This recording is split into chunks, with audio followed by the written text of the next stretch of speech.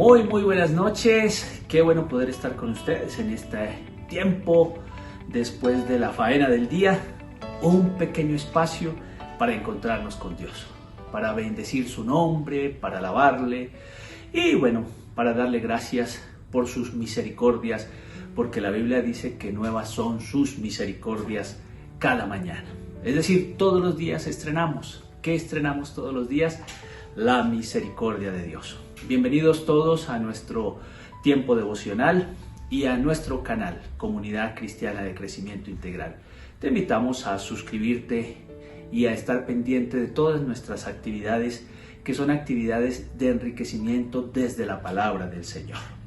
Entonces, estos días hemos venido analizando la primera señal de Jesús en el Evangelio de Juan, que son las bodas de Caná de Galilea.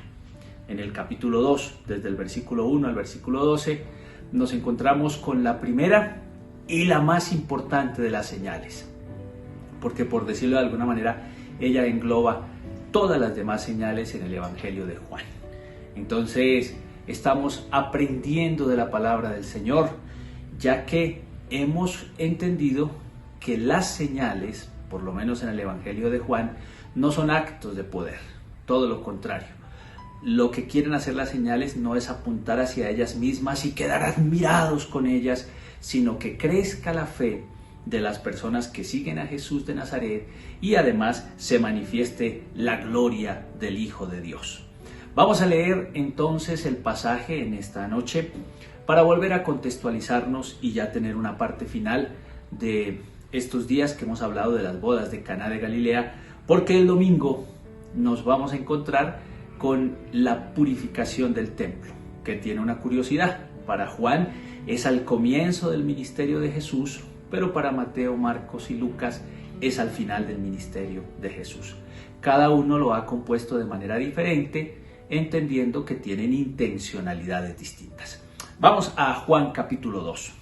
Dice así la palabra: Al tercer día hubo una boda en Caná, un pueblo de Galilea. La madre de Jesús estaba allí, y Jesús y sus discípulos fueron también invitados a la boda.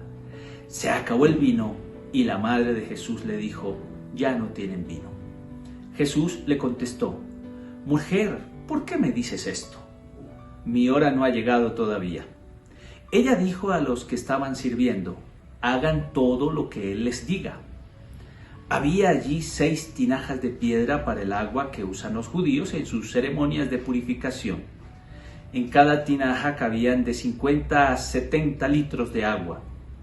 Jesús dijo a los sirvientes: llenen de agua estas tinajas. Las llenaron hasta arriba, y Jesús les dijo: ahora saquen un poco y llévenselo al encargado de la fiesta. Así lo hicieron. El encargado de la fiesta probó el agua convertida en vino sin saber de dónde había salido. Solo los sirvientes lo sabían, pues ellos habían sacado el agua. Así que el encargado llamó al novio y le dijo: todo el mundo sirve primero el mejor vino, y cuando los invitados ya han bebido bastante, entonces se sirve el vino corriente. Pero tú has guardado el mejor vino hasta ahora. Esto que hizo Jesús en Caná de Galilea fue la primera señal milagrosa con la cual mostró su gloria, y sus discípulos creyeron en él. Bueno, ya recordamos un poco el pasaje y dijimos en el devocional anterior que vamos a tener una lectura simbólica, porque podríamos encontrar distintos tipos de lecturas, por lo menos unas 3 lecturas. La primera lectura, una lectura literalista. Muchas veces la lectura literalista, que es decir, tomar el texto al pie de la letra tal cual lo vemos escrito, en esa perspectiva pues no encontramos más sino lo que el texto está diciendo y punto. Es una forma de ver el texto sagrado, pero de cortarlo demasiado y no entender que forma parte de una literatura, de una época, de un contexto, y hay muchos elementos para entenderlo. Entonces, es una lectura, la literalista. Otra forma es leerlo desde la perspectiva alegórica. La alegórica lo que hace es que cada personaje cada detalle representa otra realidad y nos corresponde descifrarlo. Verbo y Gracia, un poco la parábola del sembrador. Cada realidad dentro del pasaje representa algo distinto. Por ejemplo, el terreno en pedregales, el terreno entre espinos, el terreno junto al camino, el buen terreno. Cada uno está representando algo, es una alegoría. El sembrador representa algo. Entonces es una forma de entender que el interior de esa narración, todos los elementos quieren decir algo. Y una forma simbólica, como vamos a analizar este pasaje, es cuando todos los elementos apuntan a enseñar una verdad. Es decir, que cada elemento tiene un significado, como la alegoría no, sino que todos se unen para darnos una verdad importante. Y eso es lo que vamos a estar buscando en el día de hoy, la verdad que la palabra nos da. Lo primero, entonces, para analizar son las bodas, el simbolismo de las bodas. La Biblia es muy rica en ese símbolo desde el Antiguo Testamento. Israel siempre se vio como la novia y el Dios Todopoderoso se vio como el esposo. Cuando usted lee el profeta Isaías, por ejemplo, va a encontrar muchísimos elementos sobre Israel representando la novia y Dios representando el esposo. En el mismo libro de Oseas, del profeta Oseas, cuando su esposa, un poco díscola, se le va todo el tiempo y él va y la busca y vuelve y la trae y vuelve y la consiente y vuelve y la cuida y ella vuelve y se va. Al final la vida de Oseas es una representación del pueblo de Israel y Dios mismo. Dios dice, así como la representación de Oseas y su esposa que se le va todo el tiempo, así es Israel conmigo. Y en el Nuevo Testamento Jesús mismo dijo que escatológicamente nos vamos a encontrar con un tiempo final donde habrán unas bodas, las bodas de Dios, las bodas del Cordero con su pueblo, con sus hijos. Entonces ya debemos empezar a entender que bodas, en el texto bíblico, bodas tiene ya una connotación de relación entre Dios y su pueblo. El versículo 1 y el versículo 2 como que nos enfatizan permanentemente el tema de las bodas. Mire, al tercer día hubo una boda en Caná, un pueblo de Galilea, y la madre del Señor estaba allí. Versículo 2, y Jesús y sus discípulos fueron también invitados a la boda. Entonces, como que es reticente el tema, repetitivo el tema de la boda, que nos está dando una guianza sobre precisamente el simbolismo que está allí detrás de eso. La boda es como la alianza de Dios con su pueblo y eso debemos tenerlo en nuestra cabeza. Un pueblo visto como la novia y un Dios visto como el esposo. Luego hay otro elemento muy interesante que es el elemento del vino. El vino.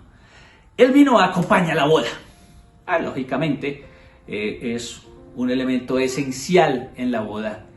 Y aquí en este pasaje se da en abundancia, sin escasez.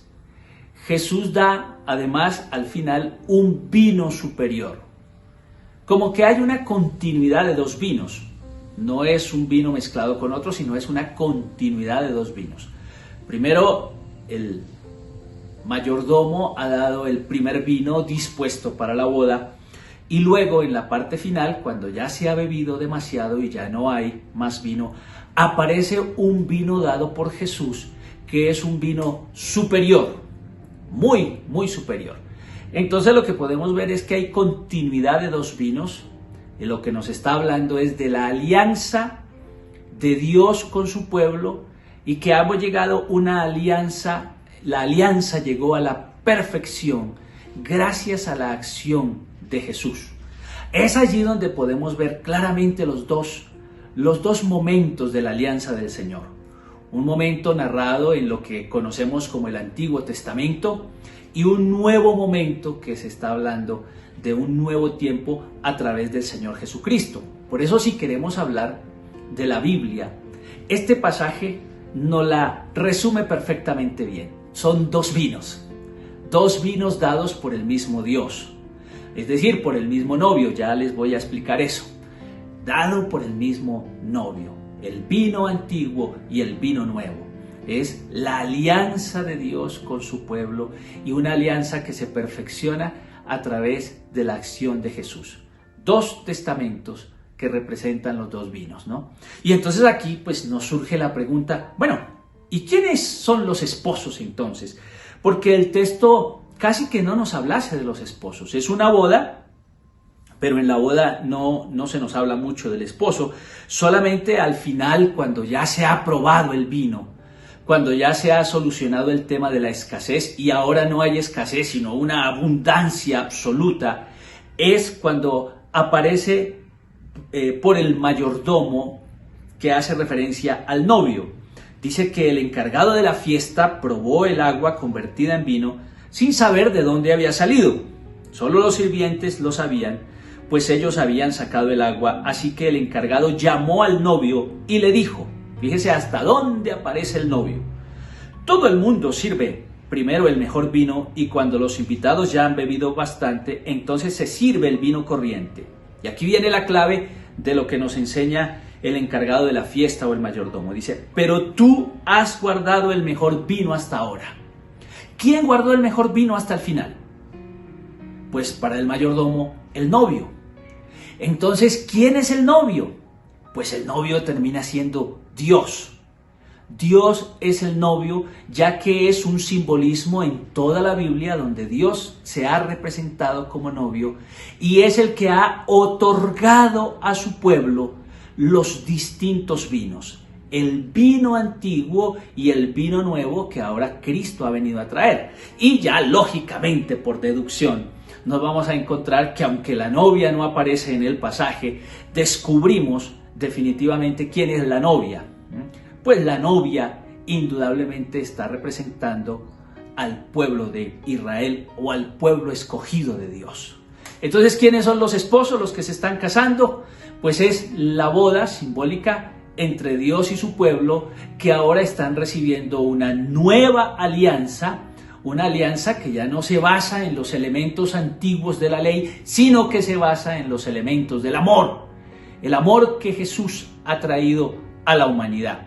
El amor que el Señor ha dado y que es muy importante, es la nueva alianza en Cristo Jesús, de la que disfrutamos hoy, ya no solamente el pueblo de Israel como nación, sino que ahora lo disfrutamos todos los que hemos decidido aceptar a Jesús como nuestro Señor y Salvador, y nos ha dado un vino nuevo, una alianza basada en el amor. Entonces, así rápidamente podemos ir recogiendo algunos elementos importantes. Las bodas de Caná de Galilea son el prototipo de todas las señales que están en el Evangelio de Juan. Es decir, esta señal engloba todas. ¿Por qué? Pues porque nos está hablando nada más y nada menos que de la la continuidad de la alianza de Dios con el ser humano, y esta parte final representada en Cristo es la alianza del amor. Pero cada elemento de las señales de Juan nos van a dar una partecita de esa alianza de Dios a través de Jesucristo. Ya lo dijimos en el devocional pasado. ¿Sí? Cuando el Señor multiplicó los panes, nos dice que Él es el pan de vida. Cuando le dio vista al ciego, nos dice que Él es la luz del mundo. Cuando resucitó a Lázaro, nos está diciendo que Él es la vida y la resurrección. Cada señal, recordemos, apunta hacia la gloria de Jesús, porque es la nueva alianza del amor de Dios con nosotros. Entonces, esta de las bodas de Caná de Galilea como que generaliza todo, y las demás empiezan a darnos partecitas de ese todo que es así de maravilloso. El relato de las bodas de Caná de Galilea entonces son como la antigua alianza y cómo se convierte en la nueva alianza a través de Cristo. Una alianza que continúa. Dios siempre ha sido bueno y su misericordia ha estado con nosotros toda la vida. Desde el tiempo de la creación del ser humano, el Señor ha aparecido para bendecir al ser humano y para mostrarnos su amor. Todo el Antiguo Testamento es muestra del amor de Dios hacia la humanidad. Pero ahora en el Nuevo Testamento también es una muestra más grande de amor. Por eso más adelante Juan va a decir: tanto amó Dios al mundo que ha dado a su Hijo unigénito para que todo aquel que en él crea no se pierda, sino que tenga vida eterna. Entonces, por eso esta señal de las bodas de Caná de Galilea se convierte en la primera señal y en la más importante, porque nos habla de estos elementos simbólicos que Juan nos coloca allí para mostrarnos que ha llegado un nuevo tiempo, un tiempo del amor de Dios representado en su Hijo Jesucristo, dado para nosotros. Y nosotros hoy podemos disfrutar de ese amor. Es ese mejor vino que podemos entender. ¿Por qué no ser nosotros como iglesia, como pueblo de Dios, como hijos de Dios, su novia y Él nuestro esposo, que nos da el mejor vino en este tiempo? Y es una hermosa ocasión para llamarnos a la conversión y a aceptar ese seguimiento a Jesús. Vamos a orar. Les invito a cerrar sus ojos y a darle gracias a Dios por semejante revelación tan hermosa que Juan nos consignó y que nos dice que hoy hay la alianza del amor en Cristo Jesús. Padre Celestial, en esta noche no nos queda más sino emocionarnos cuando entendemos tu palabra, cuando entendemos que tú eres tan maravilloso y que todo este símbolo de las bodas de Caná de Galilea converge indudablemente en mostrarnos a un Dios amoroso que ahora hace una nueva alianza que es extremadamente abundante, un vino abundante para todos nosotros. Bendigo a cada persona que nos escucha en esta noche, que nos acompaña en el devocional. Te ruego que donde esté pueda sentir tu amor y pueda sentir cómo tú nos bendices, nos enriqueces cada día en tu amor y misericordia, y nosotros somos privilegiados. Bendigo cada familia que en este momento nos escucha. El que está pasando por una dificultad, te ruego en tu misericordia que le acompañes y conforme a tu voluntad, Señor, Él pueda ver tu amor y misericordia.